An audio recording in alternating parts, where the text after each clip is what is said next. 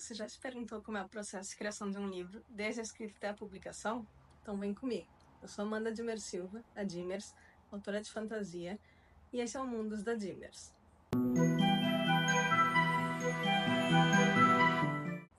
Antes de começarmos, essas são as minhas experiências, não devem ser levadas como um guia definitivo, ok?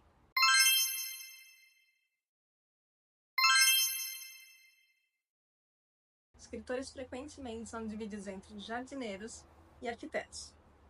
Os jardineiros permitem que a história evolua de uma forma orgânica, enquanto os arquitetos planejam cada pequeno detalhe. Eu fico no meio.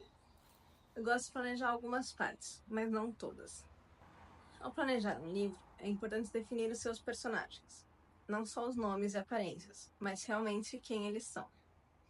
O que eles gostam, do que eles têm medo, como se reproduzem. Tudo isso essa noite no Globo Repórter. Parece exagero, mas quanto mais você reconhecer os seus personagens, melhor vai ficar a sua história.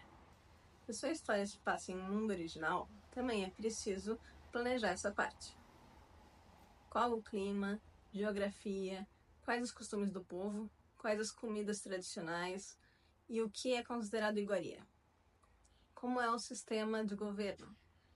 Parece documentário, mas tudo isso é bom de se ter planejado, porque nunca se sabe o que você vai precisar usar.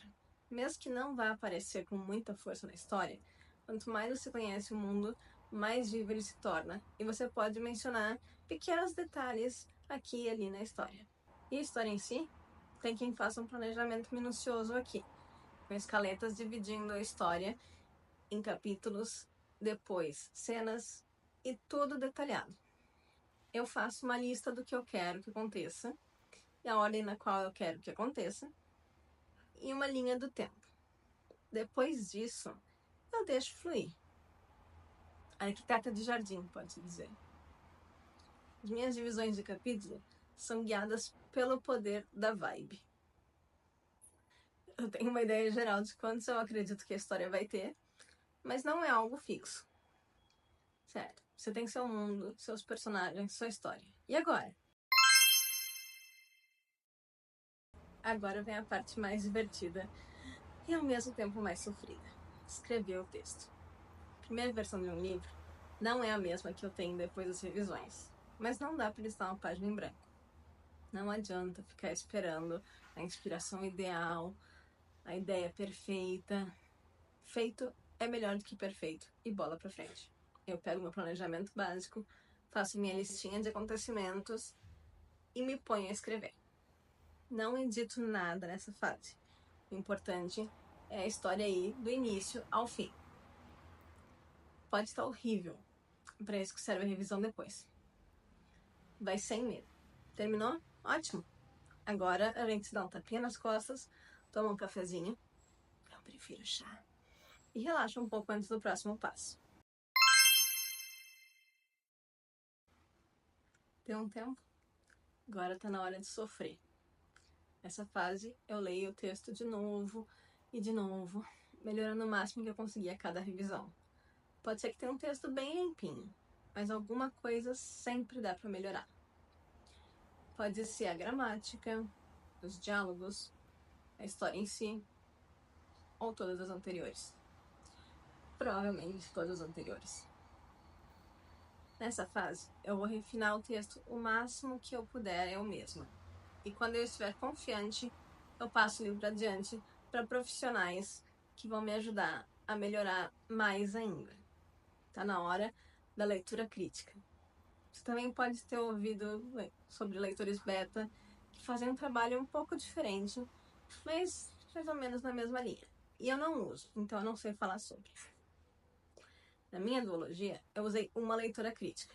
Pro livro no qual eu estou trabalhando agora, eu estou com 2 leitoras críticas trabalhando separadamente.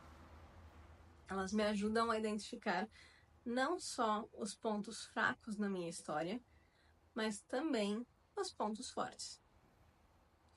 Eu faço as minhas mudanças de acordo com os conselhos delas, lembrando que a palavra final é sempre minha. Mas elas são profissionais e elas meio que fazem. partir daí, eu vou para uma fase que a maioria de vocês não vai passar. Pera, quê? Amanda, como assim tradução? Pois é, eu escrevo meus livros primeiro em inglês.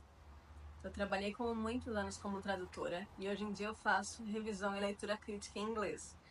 E eu simplesmente sinto que o texto flui melhor para mim se eu escrevo nessa língua. Em português, eu fico parando para pensar na minha escolha de palavras, na gramática, enfim, uma forma que é mais natural para mim é em inglês. Por isso, depois que a história está prontinha, editada, tudo certo, chega a parte de tradução, para poder publicar aqui no Brasil. Eu mesma faço minhas traduções, e assim eu mantenho total controle sobre a linguagem utilizada, a intenção por trás das palavras. Mas tem muitos profissionais ótimos por aí. Se você quer publicar o seu livro em outras línguas, que não necessariamente é boa ideia, mas isso é outra história, sabe que um trabalho de tradução bem feito custa caro, mas vale muito a pena. Não dá pra confiar em ChatGPT pra isso não, hein? E agora?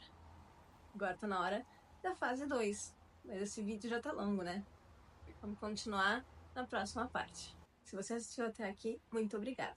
Não esqueça de dar um joinha e seguir o canal se tiver gostado. Vejo vocês na parte 2. Tchau!